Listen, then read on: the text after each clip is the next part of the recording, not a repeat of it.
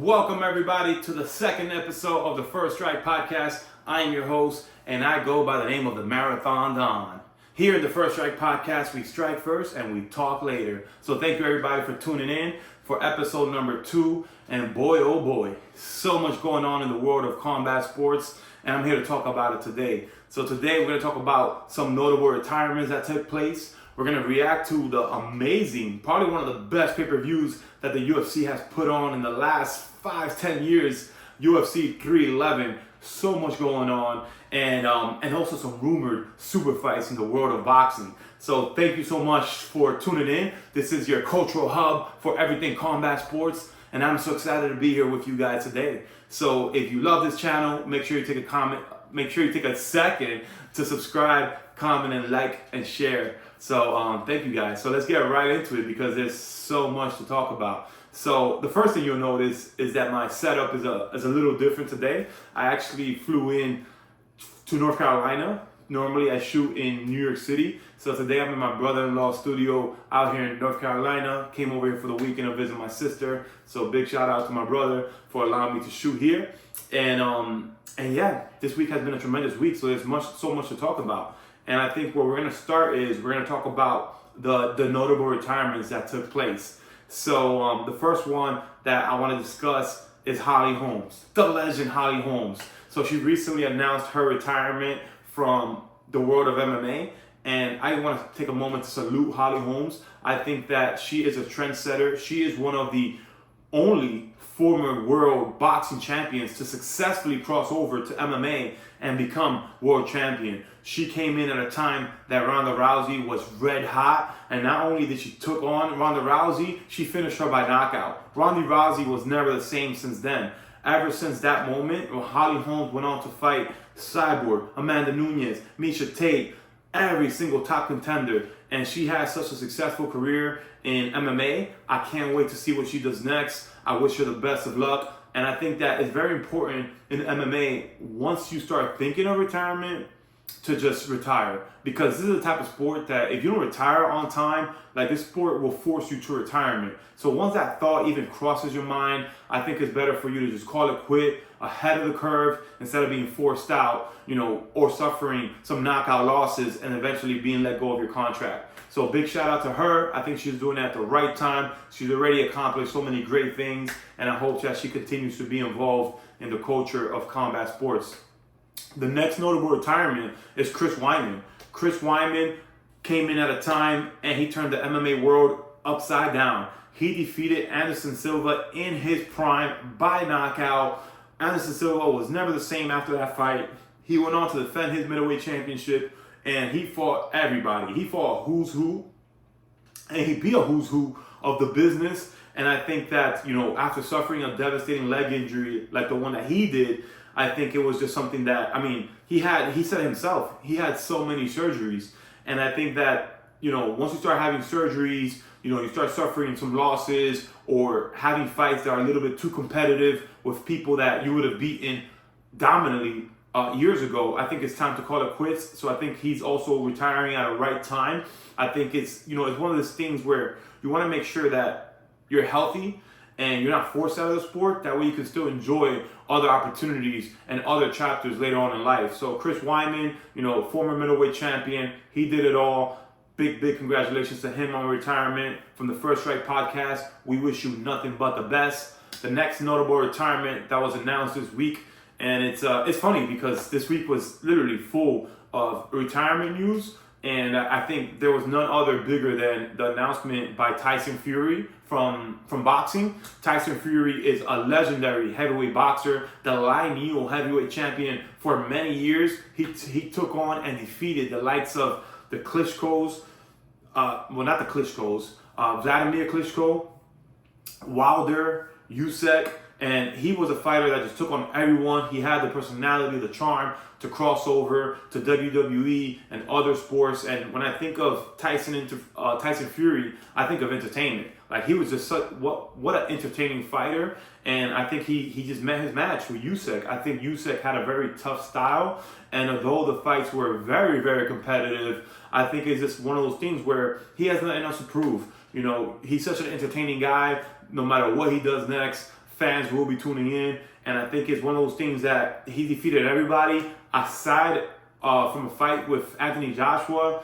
I just don't think there was much left in the sport for him to do.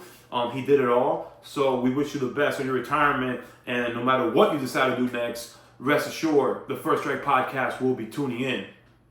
Speaking of boxing, one of the things that I love to see, and I'm just a big advocate of, is the crossovers. I love seeing MMA fighters cross over to boxing because I do think that, it just creates more business opportunities for both worlds. If you're a boxer and you develop your name in boxing and you want to get just different purses or come to a different market and just attract a different level of attention, cross over. For MMA fighters that are looking for other opportunities, crossing over to boxing allows them to do that. It's just different sponsors, different audience, and these fighters that already develop a name, I just think is a great way to continuing to generate revenue and discover new opportunities. So with that being said, big shout out to Darren Till, who made his professional boxing debut last night, taking on and defeating by knockout Anthony Taylor. And when I think of Darren Till, I think of someone that was, must-see TV in the UFC. This was someone that I watched all his fights. I was a big fan of his style, someone that also had the charisma to do great things outside of the octagon. So I'm glad to see him cross over to boxing. He seemed to be in great shape, so it looks like he took it very, very serious, and I can't wait to see who he fights next. And of course, the biggest news of the week is UFC 311, and so much going on. This had to be one of the best cards that I've seen in the last 5 years. There are so many finishes all across the board, and we're going to be recapping UFC 311. And before UFC 311, I actually published my official UFC 311 predictions. So what I did was I predicted the main card. So out of the 5 fights in the main card, I actually went 4-1. So 4 of my predictions went correct, and I only had 1 wrong. So I think that's pretty good to kick it off. I think I hit the nail on the head on some of the fights, and I only missed 1. So hopefully next time we go 5-0. But yeah, if you ever want to check out my UFC predictions, I publish them on this channel via YouTube Shorts. So make sure that you subscribe if you enjoy this type of content, because this is going to be a new combat cultural hub, and I'm going to be bringing you so much in between episodes. And before we get into UFC 311, I do want to talk about the last minute fight change. And what happened was on Friday, it was announced that Arman Tsarukyan had some sort of back injury that forced him to withdraw from his fight with Islam. And I don't have too much information on that back injury, but what I will say is that it seemed like he was in really good shape and in good spirits leading up to the fight, and all the press conferences, all the vlogs that I saw. So to me, when I hear that type of injury so close to the fight, like a day before, to me, it had to be some sort of weight cutting issue, because if it's like a back injury, that's something that's not going to happen overnight, So I think that the fact that it was announced that it was a back injury, I think maybe there might have been some issues with weight cutting because of the suddenness of it. Like, unless you're doing some sort of physical activity, how are you going to pull your back overnight? But once again, we wish him nothing but the best. But for Moni Mosiano to accept the fight on less than 24 hours notice, I think that speaks to his courage, stepping up to save the event. And I think that for Dariush, his original opponent, my understanding is he still received his show money, so he's still getting paid. So I think it's a great opportunity for Mosiano to come here, save the card. His original opponent still gets paid, which is very honorable from the UFC to still honor that, because Dariush definitely spent money on a full training camp, had to cut weight, and Mosiano could have turned down the fight, but so could have Islam. So you got to give credit to Islam as well for accepting the fight, a totally different style, last minute. And I think that this just speaks volumes to the UFC and how they really care about their fans, and they're willing to save and change the matchup at the last minute. They're always looking for replacements in case of emergencies. They rarely cancel events. So big shout out to UFC for the organizing the matchup change on the last minute, and honestly creating and saving the card and creating a main event that is still very compelling. Because if Mosiano would have pulled it off, that might have been upset of the century because Islam is on such a tear and his style is completely different from Armin. In my opinion, Mociano has a little bit more dynamic striking with his Muay Thai. So I think that, for Islam to accept that was definitely a risk. He took on a big risk because Mociano had nothing to lose. Like, he's supposed to lose. Someone like Islam is risking everything on an opponent that's not even ranked in the top five. So big shout out to Islam for accepting the fight. Big shout out to Mociano for stepping up and taking the fight last minute. And then, of course, big shout out to the UFC for taking care of the Rouge and saving the card. So we're gonna go ahead and react to UFC 311. I have a special guest in the building, and we're actually gonna go ahead and handle this reaction via Zoom. So let's jump right into it. Now, welcome to our UFC 311 recap reaction breakdown, and I'm so happy to be joined by the legend, a combat enthusiast, Nathan Cash in the building. Nathan. Yo, Marathon Dawn, man. First thing I want to say is thank you for having me on the podcast. It was a pleasure. We've been MMA fans for a long time. We eat and sleep MMA, so thank you for having me. Excellent, excellent. Yeah, I agree. I think combined, we've been diehard fans of MMA for over 20 years, and Nathan's my cousin. I trust his opinion, and I consider us MMA gurus. Like, we are in the nitty and gritty. We know about everything that's going on. We watch every promotion, every up and coming fighter.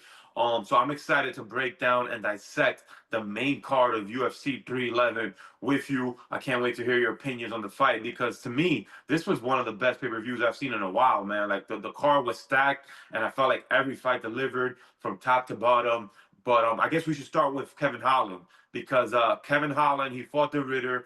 And before the fight, I actually predicted that Kevin Holland was going to get finished and he was going to lose. I feel like at this point in his career, he's established himself as a name. And it doesn't seem like he's fighting for the right reasons. It seems like he's just phoning it in. He's there for a paycheck. And I think it showed in that performance. I'm very disappointed. I hope that he finds what motivated him and made him a star in the first place. And that was, being that gun-swinging warrior, just coming out here, being active and looking to win. He didn't look like he wanted to win, and he ended up getting finished in the first round. What's your take on that fight?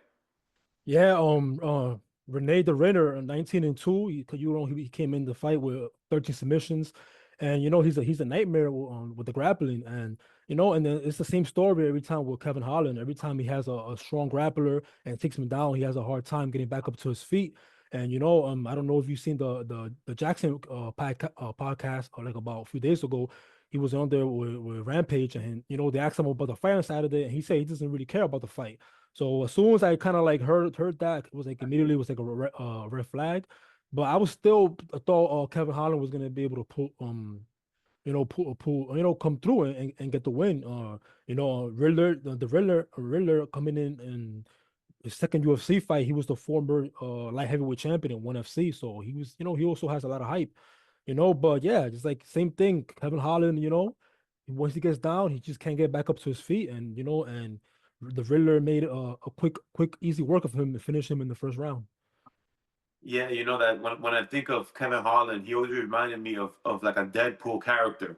Like, I feel like he transcended MMA a little bit and became like this larger than life character because of his activity, because of his willingness to accept fights on late notice for anybody. And I think that kind of that persona is actually outpacing his skill set, and I just don't see him motivated enough to put in the work. I would like to see him come back and maybe face a striker and then hopefully put in the work in the camp. Because the thing about this sport, it's your work effort, your training is gonna show. For him to get submitted in the first round, man, the Ritter's still climbing up the ladder. I just think it's a devastating loss, and he really got to to go back to basics, man, and build himself back up. For someone like the Ritter, I would like to continue to see him face a top 15 ranked opponent and continue to move up the ladder. What about yourself? What do you think is next for both fighters? Absolutely, for the Riddler, definitely somebody who's ranked a ranked fighter in the top 15. And Kevin Holland, he always stays active. I know he's gonna come back, and hopefully, he gets back on the winning streak. Because he's always kind of like hot and cold. He loses one, he wins one, he loses one. But yeah, man, maybe give him a more favorable opponent like a striker. Yeah. I agree with you, and I can't wait to see what's next for both fighters, especially the Ritter.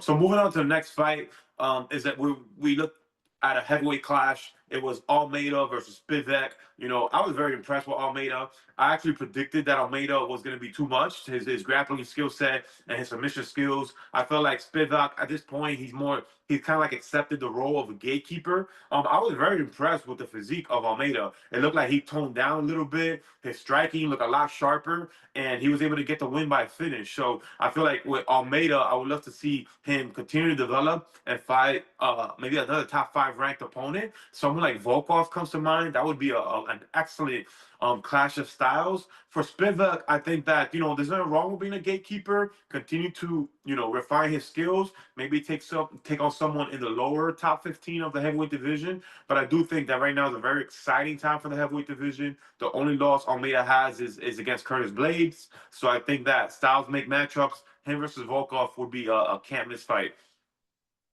Yes, absolutely. Just Jolton Almeida, he's another nightmare grappler when you know what I'm saying at the heavyweight division. He's a strong, muscular, heavyweight guy, and Spivak. He at the beginning of the fight, he had a little momentum. He had a good takedown, but Jolton Almeida got back to his feet and and pieced him up with the striking. And yeah, man, this guy, he has beat everybody he fought in the UFC except for Curtis Blades. Everybody that is in there that's not like elite of the elite, he beats them.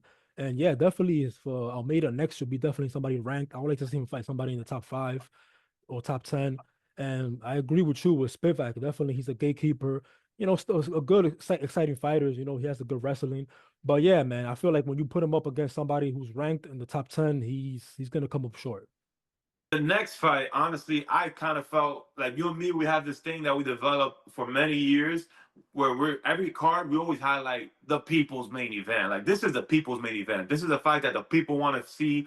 And when we looked at this card and we talked about it, we said Jamal Hill versus Jiri, that is the people's main event. And I think when we look at both fighters, it was a must-win fight because both of these guys former light heavyweight champions, both coming off devastating knockout losses to the champ. In Jiri's case, 2 losses to the champ, and they were both in a position where it's like this is make or break. And I predicted that Jamal Hill was going to crack Jiri's chin. I kind of felt like after that devastating loss to Pereira, Jiri might have not been the same. But boy, was I wrong. Jiri came out with the head movement I've never seen before. He was putting his hands up more than I've ever seen before.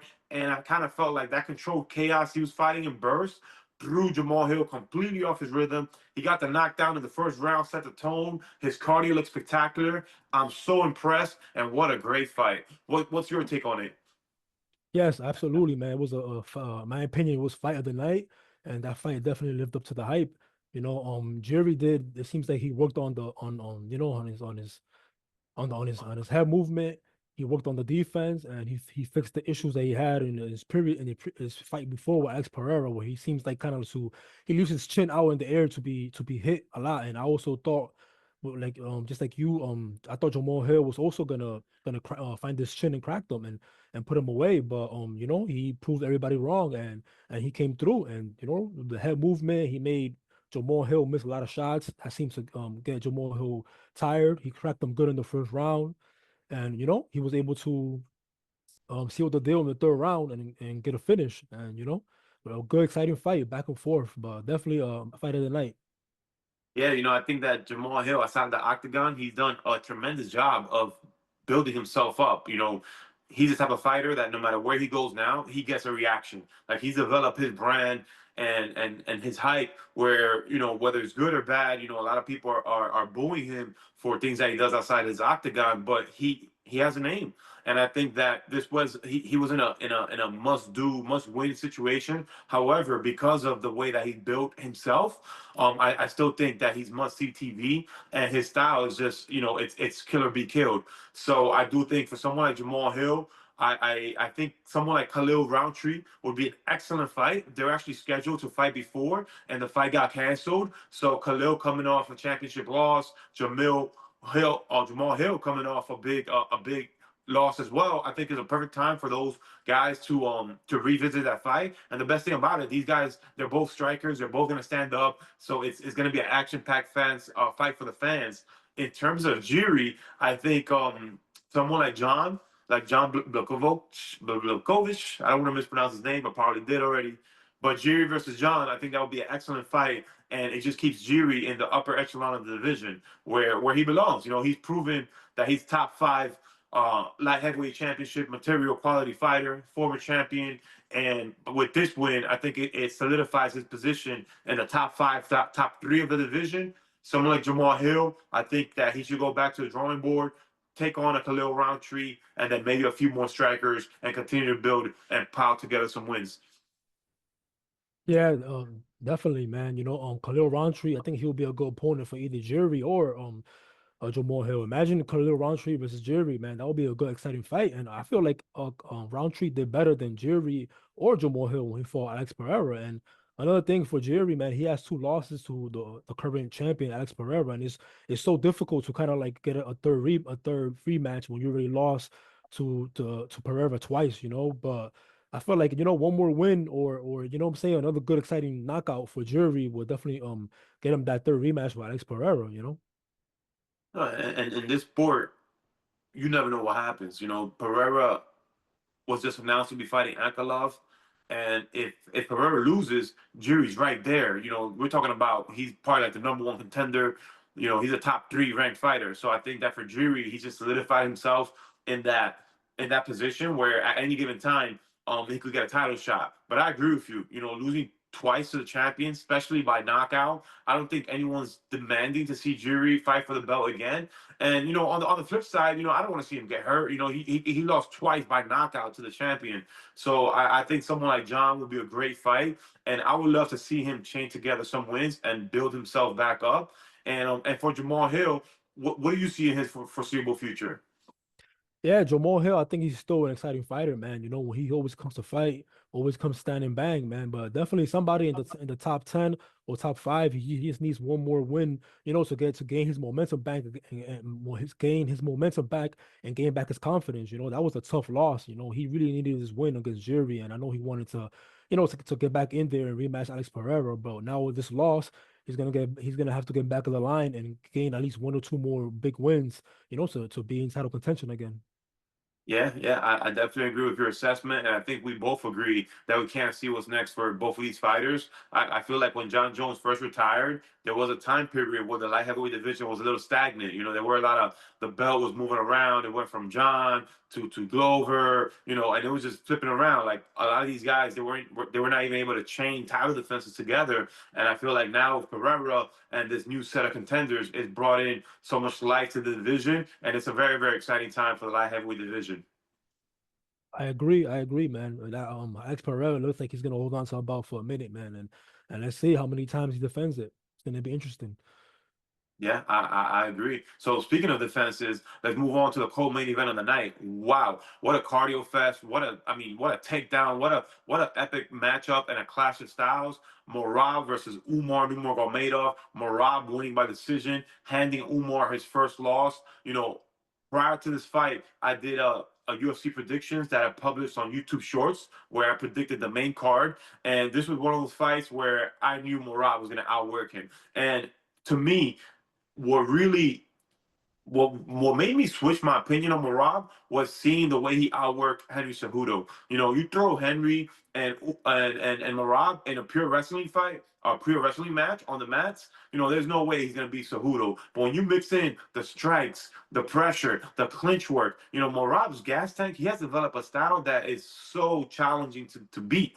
I've seen Umar Nurmagomedov, and he has a few gears, but I just felt like Morab was going to outwork him, outpace him. And that's exactly what happened, to the tune that he actually broke the record for most takedowns in a fight in the UFC. The record was previously held by GSP. Morab did that. And even towards the end, he started taunting him. I think for Morab is a massive victory, a huge feather in his cap. I think that he has actually torn through the division. And I think now is the time for him to really get his flowers, sit back and celebrate, and let the division work itself out for Umar, this is a devastating loss. His skill set, especially the Dagestan camp, is always based on grappling, where they're like, hey, we're some of the best grapplers in the world. We're working with the who's who of MMA, being trained by Habib. So I think to be out grappled and to be outworked, I think is a devastating loss. There were a lot of rumblings that he injured his hand, I think in the first or second round. So that may play a factor. But I think someone like Umar, he has to go back to the drawing board, pile together some wins. And for Marab, I think it's time for him to just take a championship tour, take 6 months off. He's beating Sugar Sean O'Malley, he's beating Yan, he's beating Jose Aldo. He's a very charismatic guy. So what a great matchup. That's my assessment. What's yours? Yeah, man, coming into this fight, man, Umar Nurmagomedov, 18-0, and he's Khabib's cousin. Khabib retired undefeated, and he's considered one of the best lightweights of all time. And the one thing about these guys is that they don't lose, and this was definitely Marab's toughest challenge yet. And starting the fight, kind of like the first 2 rounds, it seems like Umar, has had the advantage. I think he won the first 2 rounds. But going on to the third and the fourth and the fifth rounds, he seems to kind of like was starting to gas out. And Marab, they call him the machine for that reason, because he's a cardio machine. And seems like he's kind of started taking over after the third round.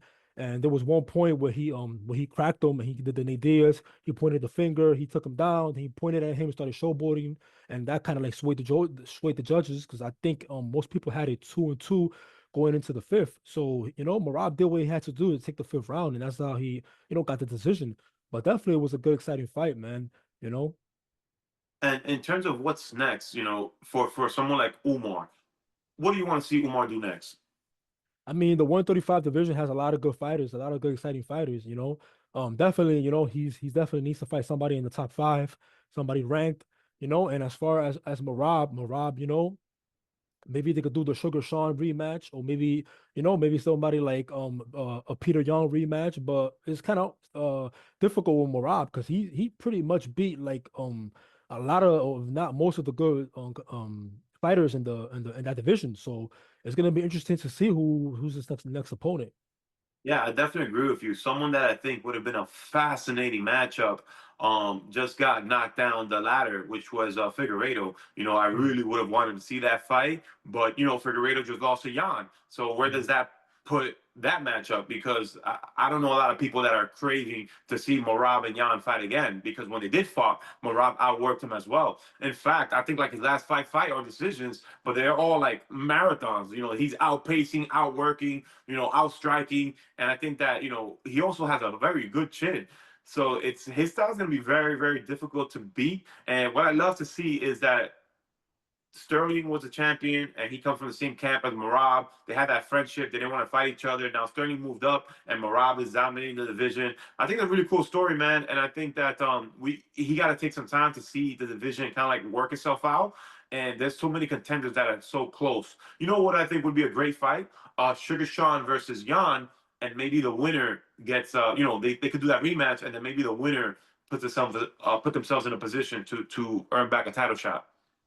Yeah, I agree. Sugar Sean versus Yan will be a great fight. Their first fight was very, very close, and a lot of people thought that Sugar Sean actually lost the fight, and they gave Sugar Sean the decision.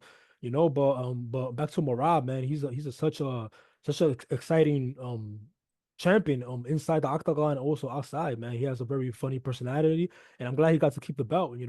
And as far as Umar, he's a tough fighter, and the fight was, coming into the fifth round was close. Khabib thought he won that Umar probably.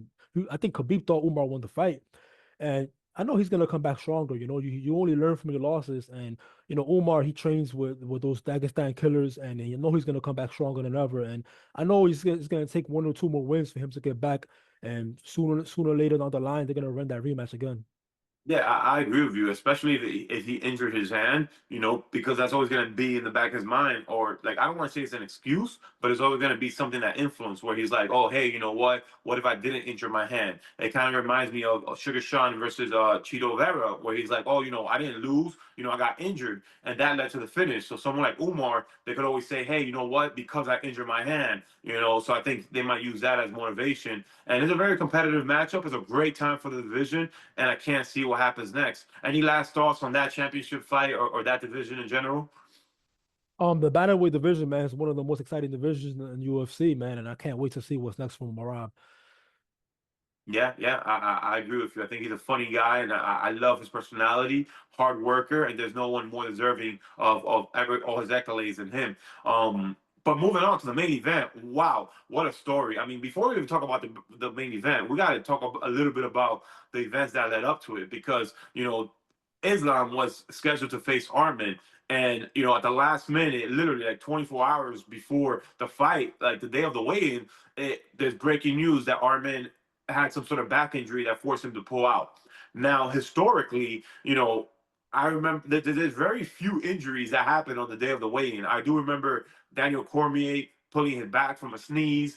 I remember Tony Ferguson tripping on a wire. But Arman, leading up to the fight, he seemed so healthy. He seemed so hungry, and there were no indication of some sort of back injury. To my knowledge, he wasn't training the day of the weigh-in or anything like that. So I think personally that it had to be something weight cut related, because of the suddenness of it. And it's like the day of the weigh-in, the only thing you're doing is cutting weight. So I think it had to be something weight, cutting weight related.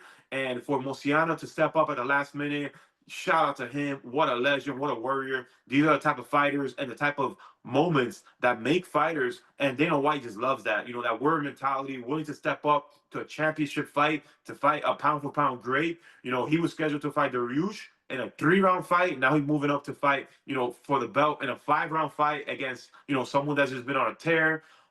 Shout out to Mosiano. On the flip side, so much credit goes to Islam, because many other champions in the past, when they have a last minute replacement, they have actually turned them down. They're not willing to take that last minute fight. It's a completely different style.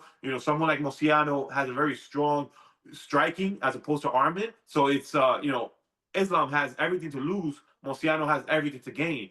And the last thing I do want to mention as well, um, Dariush got completely taken care of. UFC paid him his show money. My understanding is also his win money. So there's always a lot of talk of fighter pay and how the fighters should get paid more. But I don't think that UFC gets enough recognition for what they do for the fighters. To have someone like Dariush that went through a training camp, cut weight, didn't fight, but still get paid his show up money and win money. I think we got to give the UFC credit for doing that. I'm so happy they saved the event, because Islam is someone everyone wanted to see, as well as Moni Mosiano, and that's my perspective. What's yours on the chain of events that led up to the fight? Yeah, definitely. Shout out to Money Mokiano, man, for stepping up to the plate and saving that main card, that main event slot. It's so tough and to like to take a last minute fight against the number one ranked champion in Islam, and he stepped up to the plate. He could have said no, or he could have just fought Darren Till, but he stepped up and took that fight. Yeah, man. I thought he was gonna do a lot better. I thought it was gonna be the fight was gonna be a lot closer, but that's why Islam is ranked the number one pound for pound fighter. He took him down and he caught him in that Darth choke, and made quick work of him. You know, I feel terrible for Armin, man. I know he really didn't want to pull out. When he made his first UFC fight, his debut, he fought Islam. And it was a good fight, a good grappling fight, good exchange, good wrestling, and it was such a exciting fight. I was looking forward to watching the rematch, man. So a tough pull out for Armin, but I know he's gonna come back stronger, man. But yeah, man. But Islam, he showed the world why he's ranked number one, and he just took him out in the first round, man. Yeah, man, I agree with you. I think few people gave Mosiano a chance, and if he had any chance, it was going to be in the striking. And I think someone like Islam, when you think of everyone that comes out of that Dagestan camp, someone like Islam has that grappling base, but he also has a lot of striking. Like, he's a very well-rounded striker, and in fact, he's also known for his striking as well. It's not just grappling. So I do think that he wanted to kind of like test the waters a little bit with the striking, maybe prove a point. But once Mociano cracked him, you know, knocked him down. Honestly, they called it a slip, but seeing the replay, he went down when he got hit. So I think everyone was screaming like, take him down, take him down. So I do think that once he went to that grappling, it was over, man. And to see, like, that just shows you the levels, because Mociano's a jiu-jitsu black belt, and he's also known for his grappling as well, especially when he was at featherweight. And now to see him like immediately, like it's to the point that Islam's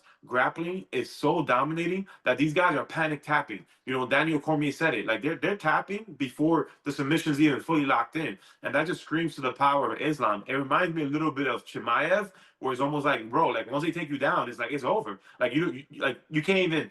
You might not even get a chance to tap before you're severely injured, like what happened with Robert Whitaker. But I think that for Moni Mociano, you know, the UFC loves these type of guys. Earlier in our assessment, we spoke about Kevin Holland, and I think that's what really developed his name and his brand, being able to step at the last minute, taking on all challenges. So I think for Moni Mociano, I think he most likely they should revisit the Ryush fight. What do you think, Moni Mociano? What's next for him? Yeah, man, Money Morciano, man, he's a very good fighter, man. You know, coming into this fight, he was on I believe like a 6 fight winning streak, and you know he has a solid BJJ black belt. He has solid boxing, and he's definitely saying not a walk in the park. You know, Islam just made it look easy, and you know he cracked him and dropped him in the first round, and you know Islam, just like he did to Dustin Poirier, took him down and caught him with that choke, and put him out. But Moicano, yeah, I think I agree. I think he should go back and fight Dariush. I think that's a very winnable fight for him. You know, of Dariush, I feel like he's more like kind of like I think he's 40 years old, more at the end of his career now. So definitely, they should run that fight with Dariush and Islam right now.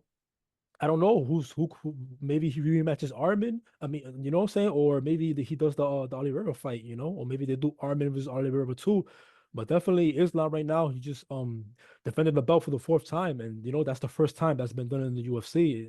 To this, before all the other champions had defended the belt three or less times. So congratulations to Islam for that. Yes, congratulations to Islam. You know, my understanding is he beat the record that was set by BJ Penn, and it was matched by Ben Henderson, and now he becomes the only lightweight champion to defend the title 4 times. So big shout out to him. And I agree with you. I think Moni Mociano versus Dariush. You know, the good thing about him losing so suddenly by submission is that he barely took damage, right? So he could probably do a quick turnaround and get back in there. I'm sure that he was. I mean, even seeing the post fight interview, he looked so devastated because as fighters, you're very prideful, and even though you're taking on the greatest in the world, I'm sure he was disappointed with his performance. He probably thought like at least he'll make it out the first round. Especially him being a jiu-jitsu black belt, but it just shows you, man. Islam's grappling is devastating. When it comes to Islam, he's in a very interesting position because Dana White said that Armin is not getting the next title shot. So do we revisit the Oliveira fight? I don't know if a lot of people want to see that. That's still fairly recent. Definitely not Volkanovski. Volkanovski was on X, formerly known as Twitter, saying like, "Oh, why didn't you call me?" I'm like, "Come on, Volk. Like, he's a legend, but I don't think anybody wants to see any 145 or move up in weight right now. I really do think that Dana White should just give Armin that opportunity. Like I don't think there's any other contenders right now that have the momentum. Um, Justin Gaethje's fighting Dan Hooker. Maybe if Dan Hooker gets that victory, he puts himself in a position. He's been on a tear recently as well. But I really can't think of anybody that screams number one contendership outside of Armin. But I think that Islam is in a very similar position to Marab, whereas like they've accomplished so much that they just deserve to like smell the flowers. If he takes 6 months off to just enjoy and celebrate, like I'm not against that because he's earned it. They saved the card. He put on a devastating performance. This is another chapter in his story, and what a way to cap off the main event. What's your opinion on Armin pulling out? What do you think? Do you think it was a back injury, or is there something more to it? I mean, I don't know. It could have been a late injury that he had during the camp, and he maybe kind of tried to keep it a secret.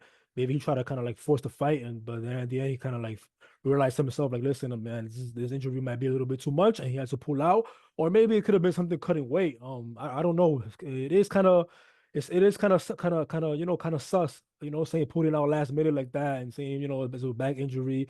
I don't know, but I know he could tell he really didn't want to put out the fight, man. And I know he was crushed by it.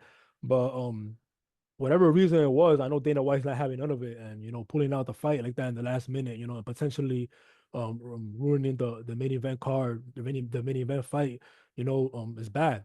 So I don't know, man, what's going on with him, but I know he'll come back stronger and he'll come back better. All right, man. If we had to rate this card, right? Give a final review, right, out of 10. What do you rate this card? Probably.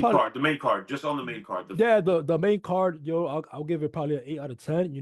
The arena was really nice, was amazing.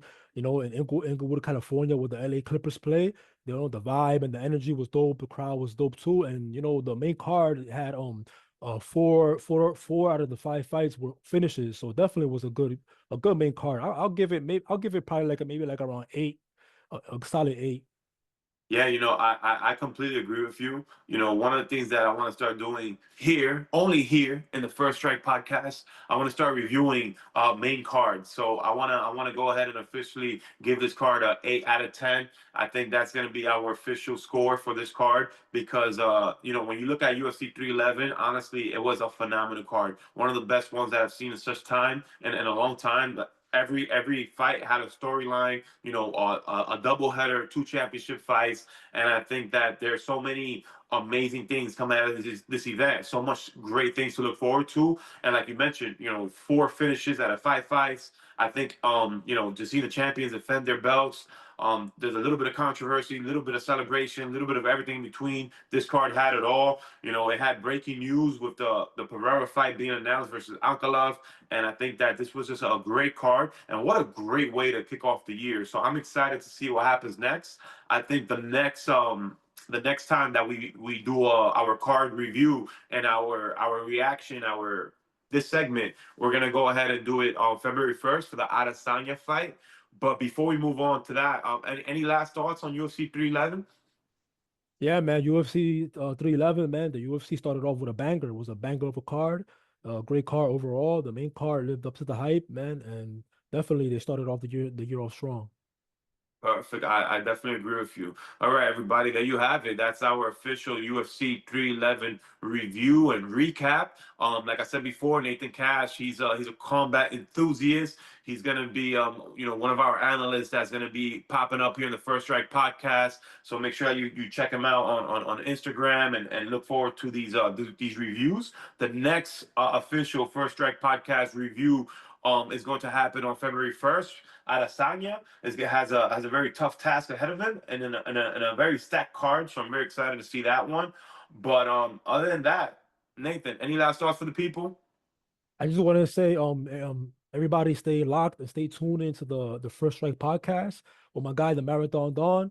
He's a good content creator, and he's always bringing the good stuff, man. The good, MMA, good MMA talk. And thank you for having me on the podcast today, man. Appreciate it. All right, perfect, my brother. I'll see you February 1st for the Adesanya card in Saudi Arabia, and looking forward to that one. Yes, Out. sir. All right, folks. So that wraps it up for UFC 311. Wow, what a card it was. I can't think of a better way to start the year for UFC, and I can't wait for the next card that's coming up. So I just think that there were so many storylines that took place last night, and I can't wait to see what the future holds for every fighter that was involved in the card. Now, turning the page to boxing, one of the biggest rumors that was quickly developing this week and is no longer a rumor is that there have been talks of a special catchweight fight between Canelo Alvarez and pound for pound superstar Terence Crawford. So my understanding is that there's been some sort of verbal agreement. I don't have much information regarding the weight that they plan on fighting. I'm hearing 154, but also possibly 160, and I hear that that this is going to take place in September. So my opinion is very, very simple. I don't think it's a really good matchup for Terence Crawford. I think that Canelo's too big, and the impact that Terence Crawford had with his punches on the lower weight classes is not going to translate to the higher weight classes. We saw him move up to 154. I don't really think that he looked too impressive. His punches didn't have the same pop. However, he's going to have over a year since his last fight to gain the weight. I'm excited to see the fight. I just don't think, I think it's too much of a gap.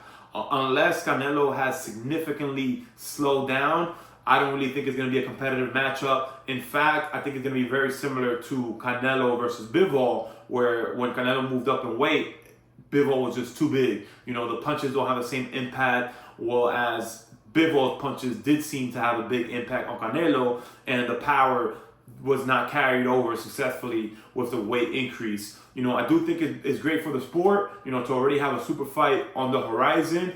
I just don't think that the weight gain for Terence Crawford is going to help him too much, and I just don't see him having the same impact at that weight class. One thing that Canelo is a master of is catch weights. A lot of the fights that he took on with bigger fighters, he was very adamant about certain weight classes, certain clauses behind the scenes about rehydration and things of that nature. So I do think that's going to take place in this fight, and it's going to influence the fight, where someone like Terence Crawford, he might not be able to gain too much weight, or the cash weight is going to be something that heavily favors Canelo. So let's see what's going to happen, because when I think of that fight, I think Canelo is definitely the more popular fighter. So I'm excited to see the revenue splits, and I'm also excited to see what other clauses are going to be involved with that fight. So look out for that. That's taking place in September, hopefully this year. Once again, my understanding is verbal agreement. No contracts have been signed as of this moment, but I'm excited to see what happens. So yeah, that wraps it up for this episode number 2 of the First Strike podcast. This is your brand new cultural hub for combat sports. I am your host, Marathon Don. Every single Monday, we're publishing new episodes, so tune in. Make sure you subscribe, like, comment, and share this video.